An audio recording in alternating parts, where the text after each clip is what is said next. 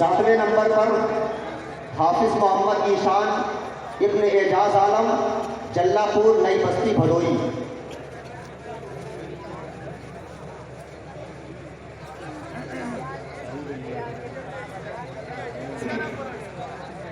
8ویں number پر حافظ محمد ساحل ابن محمد سلیم جلا پور بھدوئی۔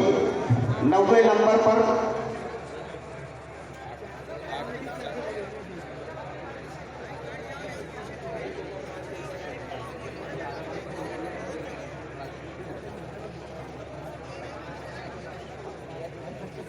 حافظ محمد احفاظ ابن محمد اکرم مرحوم نئی بستی جبل پور MP۔ 10ویں نمبر پر حافظ محمد رستم ابن محمد شکر اللہ پورب گاؤں پرتاپ گڑھ۔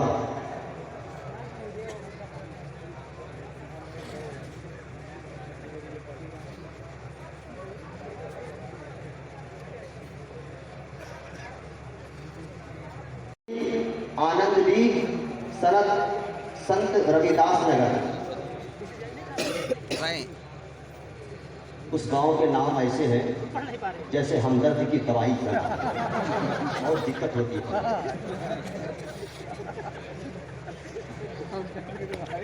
15ویں نمبر پر حافظ محمد انس ابن محمد حسین سلطان پور سوجان گنج جونپور۔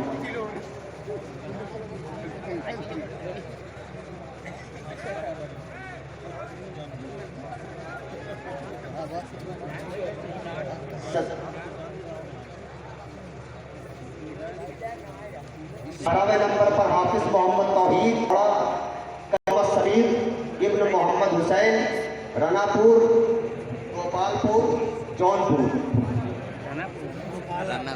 20ویں نمبر پر حافظ نفیس احمد ابن نذیر احمد میر گنج بازار جونپور۔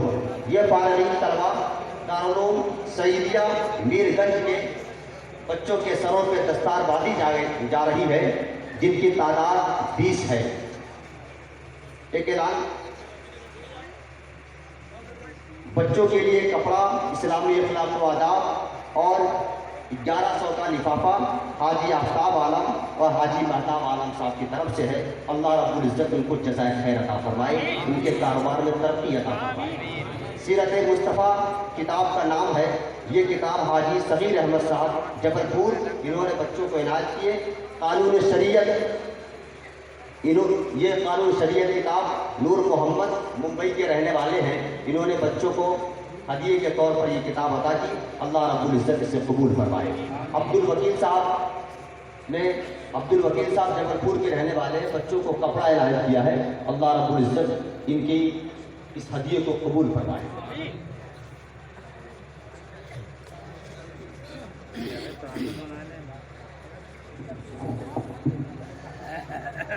تیرا چندہ مدرسے کے ایسے نہیں، جب تک سب لوگ نعرے کے ساتھ نہیں دیں گے، پوری شدت کے ساتھ یہ سوچ کے نعرہ لگانا ہوگا کہ امت کا لہو دی کی حفاظت کے لیے ہے، شانے پہ جو سر ہے وہ شہادت کے لیے ہے۔ ہم در سے نبی دل سے بھلا بیٹھے ہیں، ورنہ اسلام تو دنیا میں حکومت کے لیے ہے۔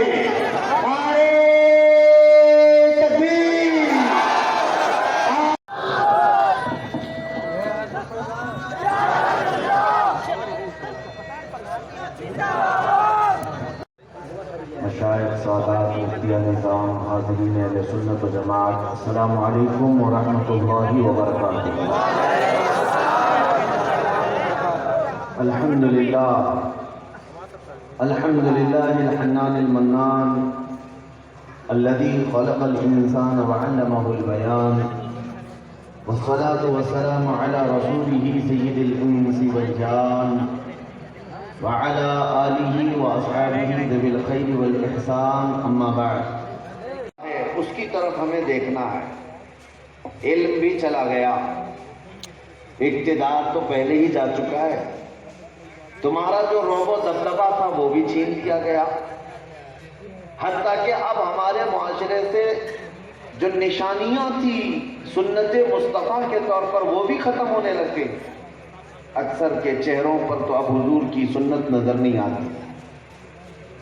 نوجوان اپنی ٹوپیاں چھپا کر کے فخر کرتا ہے، اپنی داڑھی چھلا کر فخر کرتا ہے، سوچتا ہے کہ لوگ مجھے سیکولر سمجھیں. تم پورے مسلمان بننا بھی نہیں چاہتے، ساری چیزیں تو دنیا نے تم سے چھین لی. ہماری بچیوں سے ان کے دوپٹے چھین لیے گئے، ان کو بے آبرو کر کے بازاروں میں لایا گیا. علم سے اتنا بے بہرا ہو گئے کہ اب 1000 کی تعداد میں ایک عالم نظر آ جائے تو بڑی بات ہے، ورنہ وہ بھی نہیں ہوتا. پرسنٹیج میں بہت کم، قلیل تعداد. لیکن اس کے باوجود بھی میں کہتا ہوں میرے عزیزوں، اب آخری چیز جو ہمارے پاس باقی رہ گئی ہے وہ ہماری ٹوپی، ہماری داڑھی، ہمارا جبہ نہیں، اور نہ ہی یہ عمارتیں. آخری چیز جو ہمارے پاس باقی رہ گئی ہے وہ میرے مصطفیٰ کریم کی محبت ہے. نبی کونین صلی اللہ تعالی علیہ وسلم کی محبت یہ مسلمانوں میں آج بھی باقی ہے، اور یہی وہ دولت ہے جو تمہیں ہمیشہ دوبارہ کھڑے ہونے کی طاقت دیتی ہے اور ہریالی لاتی ہے. اگر یہ بھی چلی گئی تو سمجھ لو کہ مردہ لاشیں ہیں. آج تمہارے سینے میں نبی پاک صلی اللہ تعالیٰ علیہ وسلم کے لیے جو جذبات ہے، جو احساسات ہے، یہ وہ دولت ہے جو آخر بچی ہوئی ہے، اور دنیا اب اس کو چھیننے کی کوشش کر رہی ہے. میں آپ کو بتاؤں یہ بات اتنی بڑی میں کیوں کہہ رہا ہوں کہ ہمارے پاس جو آخری چیز باقی ہے وہ کیا ہے؟ عشق رسول ہے. میں اگر ابھی میرے مصطفیٰ کریم صلی اللہ علیہ وسلم کا نام لوں، محمد الرسول اللہ صلی اللہ علیہ وسلم، مجھے بتاؤ مجمع میں بیٹھے ادھر ادھر سے سارے لوگ انگوٹھے اٹھا کر چوم کیوں لیے؟ بس ایک ہی اللہ ہے، اس کے ساتھ کوئی شرک.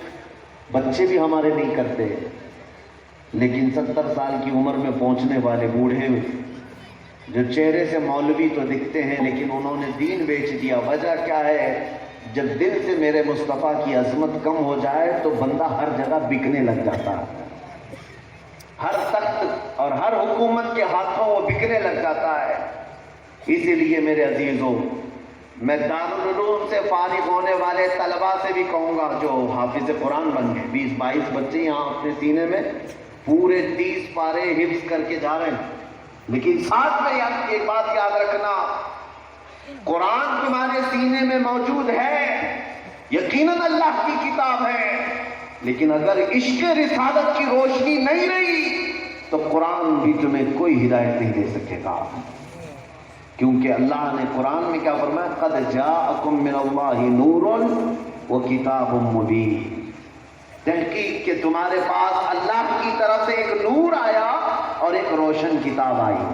میں آپ سے پوچھتا ہوں میرے عزیزوں، اس آیت میں اللہ نے فرمایا نور آیا اور روشن کتاب آئی. نور کس کو کہتے ہیں؟ اس سے مراد مفسرین نے فرمایا وہ محمد الرسول اللہ کی ذات ہے. نور کا مطلب روشنی ہے، اور روشن کتاب قرآن ہے. اللہ فرماتا ہے تمہارے پاس رسول بھی آیا اور روشن کتاب بھی آئی، لیکن اس میں ترتیب تو دیکھو.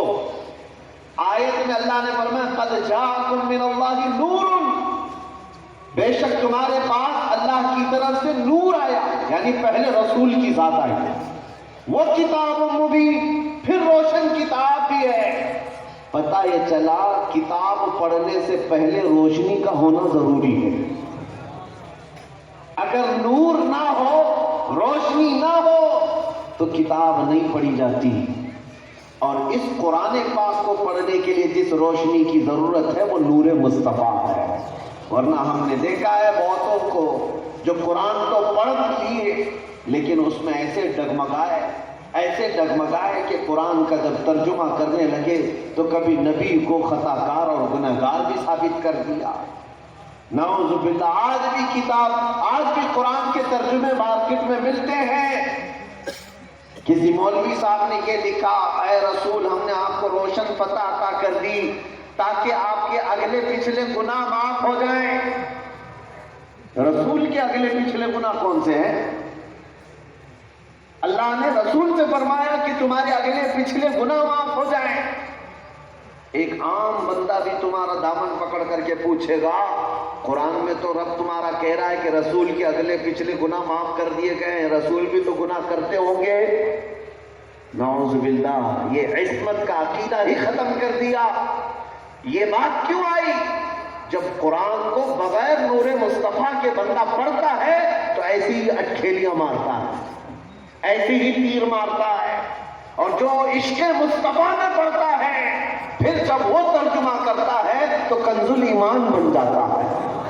بریلی کا امام اعلیٰ حضرت جب ترجمہ کرتے ہیں تو یوں نہیں کہتے کہ اے رسول آپ کے اگلے پچھلے گناہ معاف ہو جائیں، بلکہ یوں ترجمہ کرتے ہیں اے رسول آپ سے اگلوں کے اور پچھلوں کے گناہ معاف ہو جائیں، آپ کی برکت سے اے رسول آپ کے اگلوں کے اور پچھلوں کے گناہ معاف ہو جائیں۔ فرق تو دیکھو، ایک مولوی صاحب قرآن پڑھ رہے ہیں لیکن وہ رسول کے گناہ ٹھہرا رہے ہیں، اور ایک عاشق مصطفیٰ ہے وہ ترجمہ کر رہا ہے تو یوں کہتا ہے رسول آپ کی بدولت آپ کے اگلوں پچھلوں کے گناہ معاف ہو جائے۔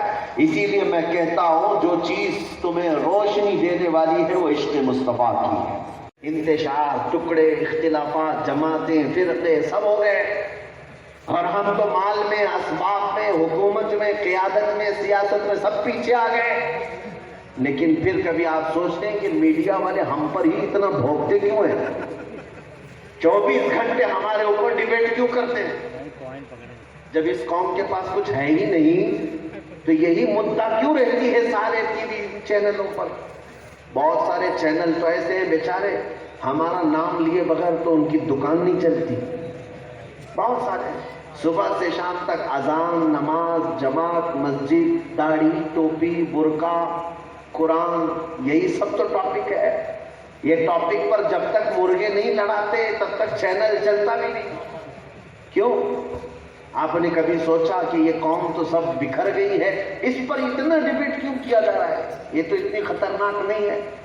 یہ ہم اور آپ کہہ رہے ہیں، لیکن ظالموں کو پتا ہے کچھ بات تو ہے ان کے اندر۔ بے شک بے شک، جو دنیا خوف زدہ ہے تم سے بکھرنے کے باوجود وہ دولت ہے، وہ عشق مصطفیٰ کی۔ جب تک تمہارے سینوں میں یہ چیز باقی ہے دنیا کو بار بار یہ لگتا رہے گا کہ یہ چنگاری جب روشنی بن جائے گی، شعلہ بن جائے گی تو ہزاروں کو جلا کر خاک کر سکتی ہے۔ اسی لیے اقبال نے کہا تھا کہ نکل کر کے صحرا سے جس نے الٹ دیا تھا تخت روما کو، سنا ہے قدسیوں سے میں نے کہ وہ شیر پھر ہوشیار ہوگا۔ دنیا کو پتا ہے کہ محمد عربی کا شیر پھر دوبارہ اٹھ سکتا ہے، اس لیے اس کے پاس جو آخری دولت باقی ہے عشق مصطفیٰ کی، اسے مار ڈال، اسے ختم کر۔ اعلیٰ حضرت نے اپنے ایک شعر میں تمہیں سمجھایا تھا، آنکھ سے کاجل صاف چرا لے یا وہ چور بلا کے۔ آنکھ سے کاجل چراتے ہوئے کبھی کسی کو دیکھا ہے؟ میاں کیسے چوری کرے گا کوئی آنکھ سے کاجل؟ لیکن اعلیٰ حضرت فرما رہے ہیں آنکھ سے کاجل صاف چرا لے یا وہ چور بلا کے ہیں، تیری گٹھری تاکی ہے اور تو نے نیند نکالی ہے۔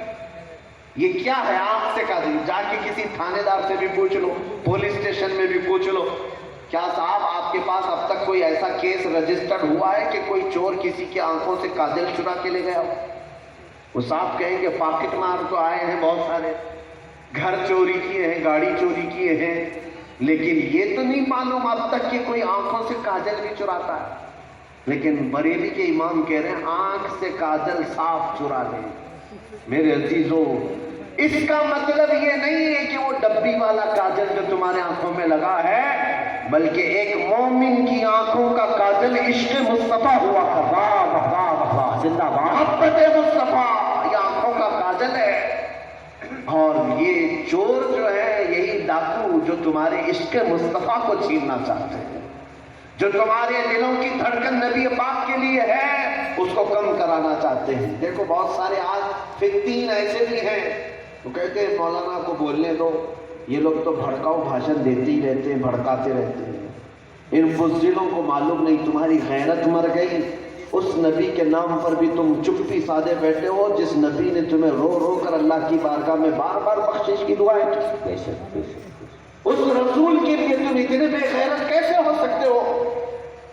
وہ دن یاد کرو کہ جب تمہاری ماں اور بہنوں کی عزت پر آ جائے گی بات، تب تم باہر نکلو گے راستوں پر اور کہو گے میری ماں اور بہنوں کی عزت بچاؤ، اس وقت کچھ نہیں ہوگا۔ امام غزالی نے فرمایا جو اپنے نبی کی عزت کے لیے سیریس نہیں ہو سکتا، اس کے گھر کی عزت بھی محفوظ نہیں رہ سکتی۔ اللہ اکبر، اللہ اکبر۔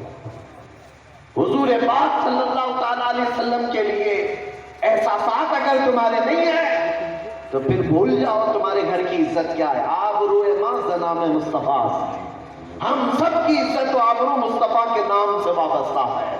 اگر وہ نام سلامت ہے تو ہمارا وجود بھی سلامت ہے، اگر وہ نام صحیح ہے تو پھر ہمارا نام اور ہمارا کام سب سلامت ہے۔ اس لیے میرے عزیزوں، اعلیٰ حضرت نے جو فرمایا آنکھ سے کاجل صاف چرا لے، یا جگہ جگہ گھوم رہے ہیں تمہارے عشق مصطفیٰ کا کاجل چرانے کے لیے، اب یہ تمہاری ذمہ داری ہے کہ اس کاجل کی حفاظت کیسے کرتے ہو، اس کاجل کی حفاظت کیسے کرتے ہو۔ اس کا ایک ہی طریقہ ہے، پہچانو، ہر چپا کپا کے پیچھے بھاگ مت جانا، ہر داڑھی کے پیچھے بھاگ مت جانا کہ یہ بھی مولوی صاحب ہیں، یہ بھی قائد ہیں، یہ بھی ہمارے رہبر ہیں۔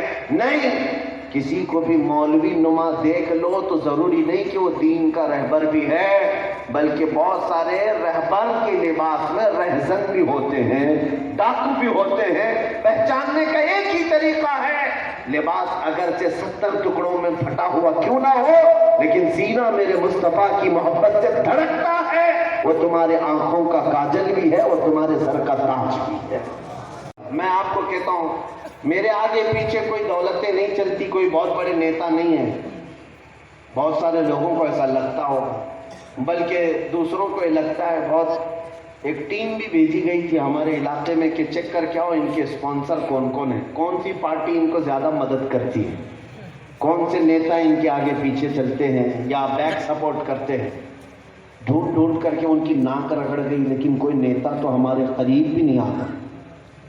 ویسے ہی الرجک ہیں ہم بیچارے، اور بہت سارے لوگ ہمارے باتوں سے وہ قائل نہیں ہیں، ہماری باتوں کے راضی نہیں ہیں، پتہ ہے سب کو، لیکن میں محسوس کرتا ہوں آگے پیچھے کوئی بڑا زمیندار، کوئی سیٹھ، کوئی نیتا نہ ہو تو کچھ فرق نہیں پڑتا، مکین گنبد خضرا کی چھاؤں میں ہم چلتے ہیں۔ بس یہ دولت ہمارے پاس ہونے کا احساس، یہی ہمیں فخر دلاتا ہے، پراؤڈ فیل ہوتا ہے۔ سیدنا عمر ابن خطاب رضی اللہ تعالیٰ عنہ مجلس میں بیٹھے ہیں، حضور صلی اللہ تعالیٰ علیہ وسلم صحابہ سے فرما رہے ہیں کہ اے میرے صحابہ، تمہیں پتہ ہے قبر میں جانے کے بعد کیا ہوگا؟ جب تمہیں دفن کر دیا جائے گا اور لوگ تمہیں قبر میں دفن کر کے چلے جائیں گے تو دو فرشتے آئیں گے، کالے چہرے والے، نیلی آنکھوں والے، دانتوں سے زمین کو چیرتے ہوئے آئیں گے، بہت ہیبت ناک شکل ہوگی۔ یہ رسول پاک صلی اللہ علیہ وسلم فرما رہے ہیں صحابہ سے، اور فرماتے ہیں کہ جب وہ آئیں گے تو تم سے 3 سوال کریں گے، تیرا رب کون ہے، تیرا دین کیا ہے، اور حضور کی طرف دکھا کر کہیں گے ان کے بارے میں کیا کہتا تھا۔ سب کو پتہ ہے نا قبر میں سوالات ہوں گے، قبر میں سوالات ہوں۔ تو رسول پاک صلی اللہ علیہ وسلم نے حضرت عمر سے پوچھا، اے عمر، جب تمہاری قبر میں فرشتے آئیں گے تم کیا جواب دو گے؟ توجہ سنیے، عمر ابن خطاب رضی اللہ تعالیٰ عنہ کا ایمان کیا ہے؟ حضور نے جب یہ پوچھا کہ تم کیا جواب دو گے، حضرت عمر کہتے ہیں یا رسول اللہ صلی اللہ علیہ وسلم، پہلے آپ مجھے ایک بات بتا دیجئے، آپ مجھے پہلے ایک بات بتا دیجئے۔ کیا پوچھتے ہیں حضرت عمر کہ آج میں جو آپ سے محبت کرتا ہوں یا رسول اللہ، کیا موت کے بعد بھی یہ محبت قبر میں باقی رہے گی؟ حضور پاک صلی اللہ علیہ وسلم نے فرمایا، اے عمر، دنیا والوں کی محبتیں ختم ہو جائیں گی، مگر مجھ سے جو محبت کرتا ہے وہ قبر میں بھی اور حشر میں بھی باقی رہے گی۔ حضرت عمر ابن خطاب کہتے ہیں یا رسول اللہ صلی اللہ علیہ وسلم، اگر آپ سے جو میں محبت کرتا ہوں یہ محبت قبر میں بھی باقی رہے گی تو پھر مجھے خوف زدہ ہونے کی ضرورت نہیں، منکر نکیر کو کیا جواب دینا وہ میرے اوپر چھوڑ دے، میں خود دیکھ لوں۔ حضرت عمر فاروق فرماتے ہیں میں خود دیکھ لوں گا۔ کس بات کے لیے وہ اتنے نڈر تھے؟ اس لیے کہ دولت عشق مصطفیٰ ساتھ میں ہے۔